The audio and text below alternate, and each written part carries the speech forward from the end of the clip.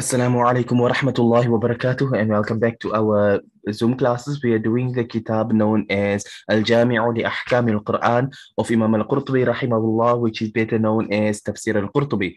Now, we had stopped last time in the middle of Surah Al-Mutaffifin while doing the tafsir because our time had actually run out, and then the next week where we were supposed to have done class to at least have completed the ayah, the tafsir of the ayah, at least I should say, we never ended up doing that much. So that's why we are continuing on from this point here tonight, inshallah. So without any delay, let's begin. Bismillah walhamdulillah wassalatu wassalamu ala rasulillahi wa ala alihi wa sahbihi wa man wala. So he starts from this point here. قال الزجاج لا يجوز الوقف على كالو ووزن حتى تصل به هم. قال ومن الناس من يجعلها توكيدا ويجيز الوقف على كالو ووزن والأول الاختيار لأنها حرف واحد وهو قول الكسائي. We're speaking here from linguistics and qira'ah together. So he says, according to Imam al-Zajjaj, he says it's not permissible to, for example, وَإِذَا كَالُوهُمْ. You see, the حَتَّى تَصِلَ بِهُمْ. So you can't say كَالُو or وَإِذَا كَالُوهُمْ أَوْ وَزَنُوهُمْ يُخْسِرُونَ. That's the ayah that we're dealing with, ayah number 3 of Surah Al-Mutaffifin. So therefore he says, it's not, according to Imam al-Zajjaj, he stated here that you cannot stop on kalu or wazanu until you attach it to the word hum. So kalu hum, wazanu hum. Now, if you remember last week's, not last week, but the last class we did before we stopped, before the month of Dhul Hijjah even set in, then you'll remember what exactly it is that we were dealing with. But anyway, okay, so he says, وَمِنَ النَّاسِ مَن يَجْعَلُهَا تَوْكِيدًا. So some had said, there's no problem. Kalu, hum, okay, you know, it's basically to go back and look at the previous lesson. I don't want to take too much of the time. Kalu lahum, wazanu lahum. That's how the tafsir was basically begun. فَحُذِفَتِ اللَّامُ the lahum, kalu hum. So it's that linguistics that he's referring to. I'm not going to spend too much time on that point. So anyway, he says some said that it is tawkid, which means it's emphasis. So kaluhum is to put it in this form is a means of extra emphasis. And he says it's also permissible to stop on kalu and wazanu, but the first view, meaning that you shouldn't stop on it, that is the chosen view because it is one word, and that is the view of Imam al-Kisai. But like I say, when you study qira'ah and tajweed, then that particular part of things will make more sense, inshallah. Carrying on, he says, قال أبو عبيد وكان عيسى بن عمر يجعلها حرفين ويقف على كالوا ووزنوا ويبتدئ هم يخسرون. قال وأحسب قراءة حمزة كذلك أيضا. So he says that Imam Abu Ubaid, he says Imam Isa ibn Umar used to take it kalu hum. Now if you look in the way it's written in the Quran, it's written kaluhum, wazanuhum, like one solid word. It's not kalu space hum, wazanu space hum. It's not written like that form. So that's now our qira'ah, we read it in that fashion. But he says Imam Isa ibn Umar, he used to make it, you would, in other words, have kalu space hum, wazanu space hum, like that. So you would stop وَإِذَا كَالُوا, yeah, for example. So وَإِذَا كَالُوا هُمْ أو وزن وَإِذَا كَالُوا هُمْ أو وزنوا هُمْ يُخْسِرُونَ. You know, like where you put your commas. So in other words, put the comma at wazanu, not wazanuhum. وَإِذَا كَالُوهُمْ أو وزنوهم يُخْسِرُونَ. But here it is وَإِذَا كَالُوهُمْ أو وزنوا هم يُخْسِرُونَ. If you see the, or at least hear the difference of the stoppages, that's basically what he's referring to. But that's a qira'ah perspective thing. So he says that I think it is the qira'ah of Imam Hamza, or at least I think the qira'ah of Imam Hamza is like this as well. That's what Imam Al-Qurtubi rahimahullah quotes from Imam Abu Ubaid rahimahullah, from Imam Isa ibn Umar at least. قال أبو عبيد: والاختيار أن يكون كلمة واحدة من جهتين، إحداهما الخط، وذلك أنهم كتبوهما بغير ألف، ولو كانتا مقطوعتين لكانتا كالوا ووزنوا بالألف. So now, Imam Abu Ubaid, this is the chosen view is that it is one word. Kaluhum is one word, wazanuhum is one word. It's not kalu, one word, hum, one word. It's not two separate words. He said, this is the chosen view, the way we read it, kaluhum. He says, what is a proof so that you can establish this? The first proof is the khat. Khat means the actual way the Quran is written. So if you look at the ayah, if you have your Quran or any uh, Quran app or whatever in front of you, and you open, or if you have memorized the Quran and you can picture in your mind the ayah kaluhum or wazanuhum, ayah number 3 of Surah Al-Mutaffifin, then you will see kaluhum. Kaf, alif, lam, waw, hamim. Kaf, alif, lam, waw, hamim. Like that, kaluhum. So he says that the khat, the method of writing the ayah itself is a proof against those who say that it is two separate words. Because أنهم كتبوهما بغير ألف. Because كالوهم and وزنهم, both of them are written without an alif. Now, what alif is this? Aliful jama'.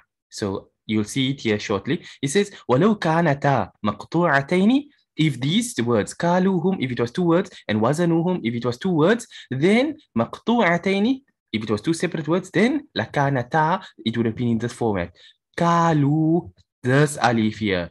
This is the aliful jama'. وَوَزَنُوا بِالْأَلِف. With this alif here. Now, if you look at the ayah in the Quran, this alif is not here. It's written like this. Kalu, where I'm covering the alif over here, and whom follows it. Wazanu, and whom follows it as part of one word. If it was a freestanding word, the alif has got to be there. That's how linguistics work. So he says, right from the way the Quran is written, it disproves the argument that it is two separate words. But in any case, that's the first argument. He says, والأخرى أنه يقال كلتك ووزنتك بمعنى كلت لك ووزنت لك، وهو كلام عربي كما يقال صد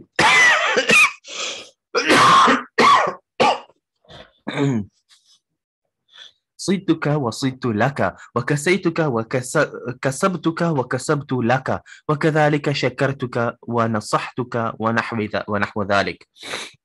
So he says that the second thing is from normal general Arabic speech. He says, if you say kiltuka or wazantuka, it's in the same meaning as saying kiltu laka, wazantu laka. No, I don't think I should spend so much time on the linguistics over here because in reality, unless you are understanding Qira'ah and deep Arabic, it's like something that goes over your head. So let's just move a little bit faster.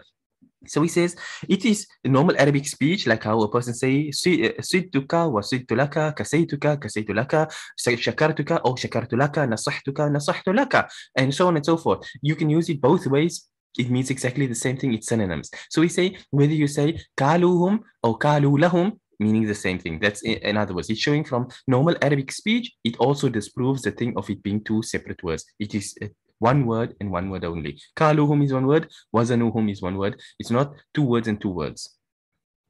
قوله يخسرون أي ينقصون، والعرب تقول أخسرت الميزان وخسرته.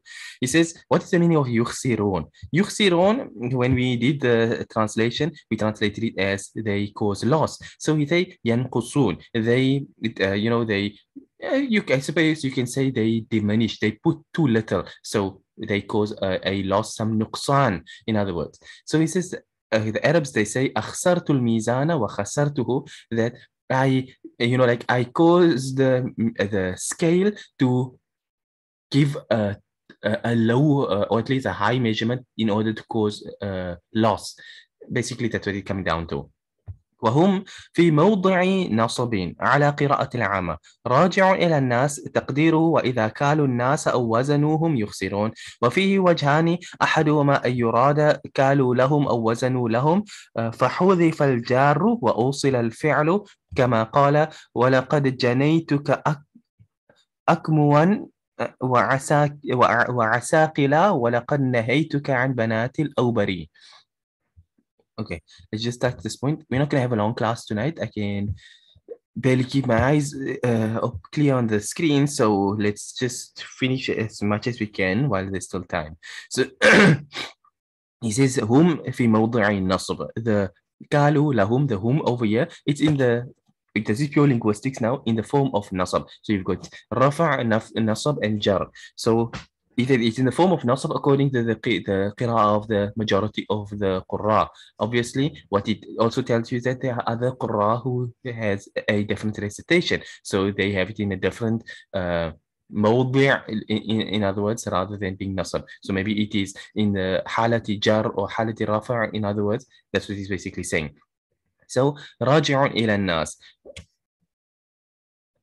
which is what is nas here. He does not linguistic nas. He's referring to the word nas in the ayah, which is in ayah number 2. الذين إذا اكتالوا على الناس يستوفون وإذا كالوهم أو وزنوهم يخسرون. So he says that يخسرون is returning back to الناس. So they cause a loss for الناس. They cause a loss for the people. They're not causing a loss on themselves. They're causing a loss for the people that are coming to them to buy. So they give them a low measurement.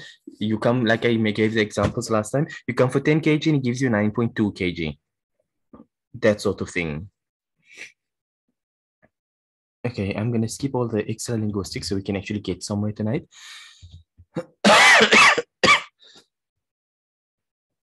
Okay, أراد جنيت لك. Let's move on. He says والوجه الآخر أن يكون على حذف المضاف وإقامة المضاف إليه مقامه والمضاف هو المكيال هو الموزون.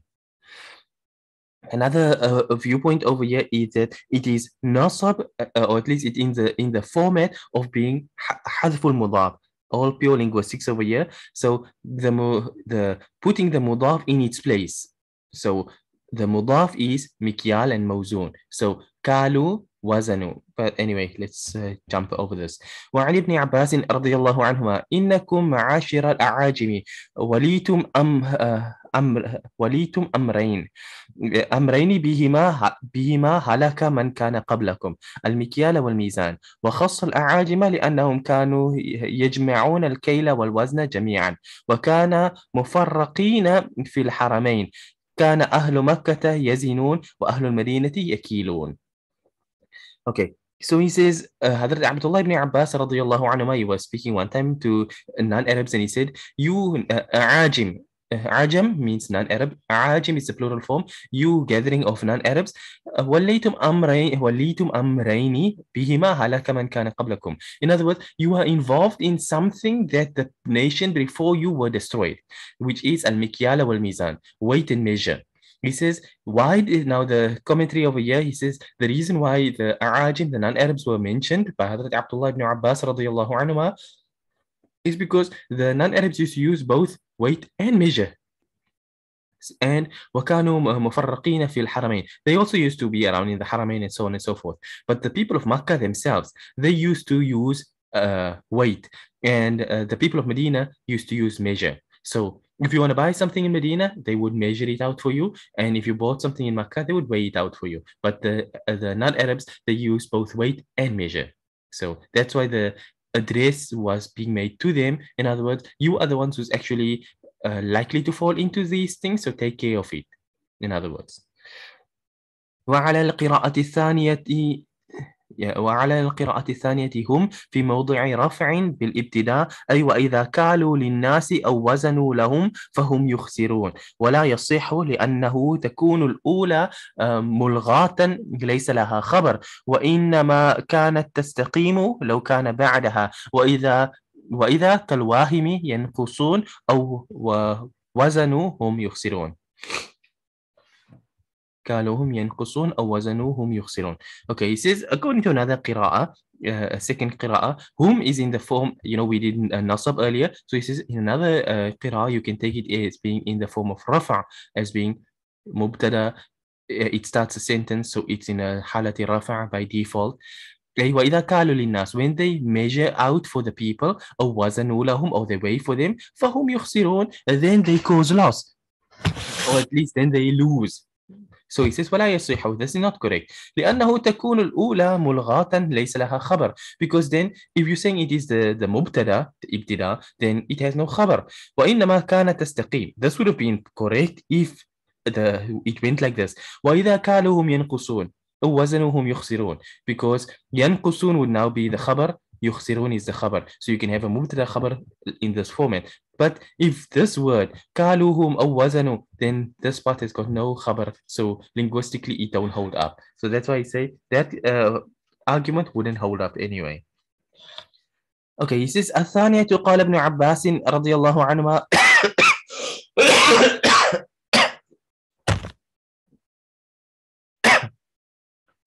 قال النبي صلى الله عليه وسلم خمس بخمس ما نقض قوم العهد إلا سلط الله عليهم عدوهم ولا حكموا بغير ما أنزل الله إلا فشا فيهم الفقر وما ظهرت الفاحشة فيهم إلا فشا فيهم الطاعون وما طففوا الكيل إلا منعوا النبات وأخذوا السنين ولا منعوا الزكاة إلا حبس الله عنهم المطر. خرجه أبو بكر البزار بمعناه ومالك بن أنس أيضا من حديث ابن عمر وقد ذكرناه في كتاب التذكرة. Okay, I think we'll stop on this last paragraph over here. He says, the second point he's pointing out here, he says, Hadrat Abdullah ibn Abbas radiyallahu anhu, he narrates a hadith from Rasulullah sallallahu alayhi wasallam who said, Khamsun bi khamsin. 5 things bring about 5 things, in other words. So Nabi sallallahu alayhi wasallam went on to explain what are these 5 things. So the first is, Ma naqada qawmun al-ahda illa sallatallahu alayhim aduwahum. When people break their promises and pledges, then in other words, when people break their promises and pledges, Allah will set their enemies upon them.